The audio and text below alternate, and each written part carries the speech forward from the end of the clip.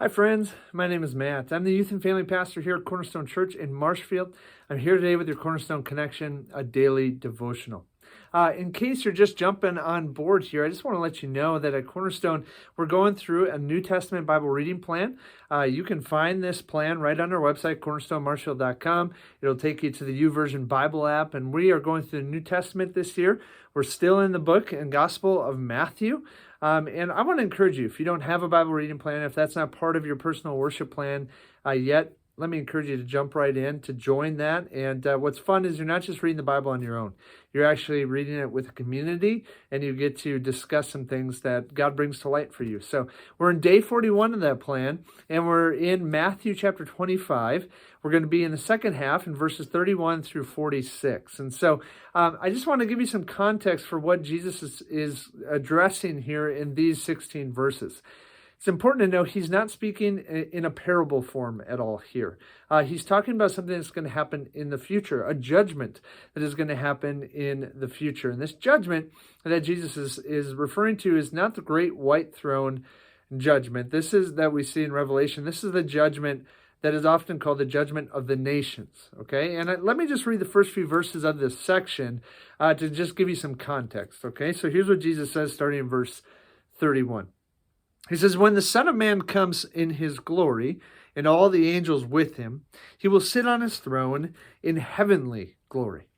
All the nations will be gathered before him, and he will separate the people from one another as a shepherd separates the sheep from the goats.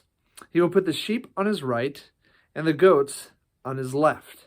Okay, so we have this gathering of the nations, and Jesus is going to be the judge of the nations, deciding whether they are sheep or goats. Now, we ask the question, well, what determines if in this judgment someone is part of the sheep group or the goat group? Well, let's carry on in verse 34. It says this, "Then the king will say to those on his right, 'Come, you who are blessed by my Father, take your inheritance, the kingdom prepared for you since the creation of the world.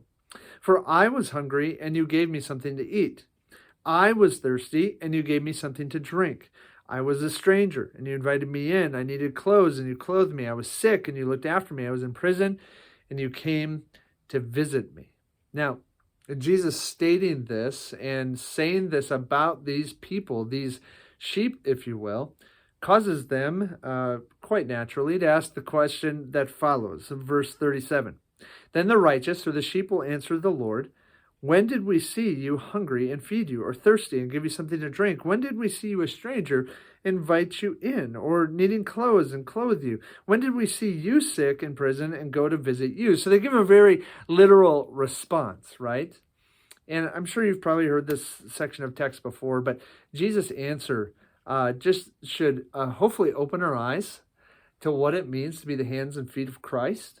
And it should also, I hope, if we have a relationship with Jesus, should compel each of us, including myself for sure, to be the hands and feet of Christ. And so here's Jesus' answer after he says, "Hey, you served me, you clothed me, you fed me, you invited me in, you visited me in prison." And these people are going, "Jesus, when did we literally see you and do that?" Here's Jesus' response in verse 40. "The king," Jesus will reply, "I tell you the truth. Whatever you did for one of the least of these brothers of mine, you did for me." And so, of course, what we glean from Jesus in this section of text is, man, ask the Lord to open your eyes to those who are the least of these in our society, in our culture. And whether Jesus is talking of a specific time for this judgment, but let's be challenged as the people of God to keep our eyes, our ears, all of our senses, our hearts open to those who we would probably see as the least of these in our society. And as God compels us to feed, to clothe, to provide drink, to whatever we can do to meet their needs, the beauty is what we can take from those experiences is, as I met their need, as God brought them to me, I was serving Jesus. That's who I was serving ultimately. Friends, in the book of James, you've probably heard this kind of scary verse in chapter 2, verse 26. And James says, "As the body without the spirit is dead, so faith without deeds is dead." I don't know about you, But I don't want anybody to ever look at my faith, my life, and say, he's got a dead faith. James says, if your faith is alive, that means that there's things coming out of your life. We get scared by this word works, but let's just change it for fruit. If we're abiding in Jesus, fruit will come out. John 15:5 tells us that Jesus says, apart from me, you can do this much. You can do nothing. And so, friends, it's important for us to remember that it's out of our relationship with Jesus that works happen. And it's out of our relationship with Jesus that we meet the needs of those around us. And as we meet the needs of those around us, we are glorifying God and we are serving our King. And that King is Jesus. Have a great day, friends. Enjoy the day ahead and look for those needs that are in front of you and meet them and glorify your God in heaven. Have a great day. See you next time on the Cornerstone Connection.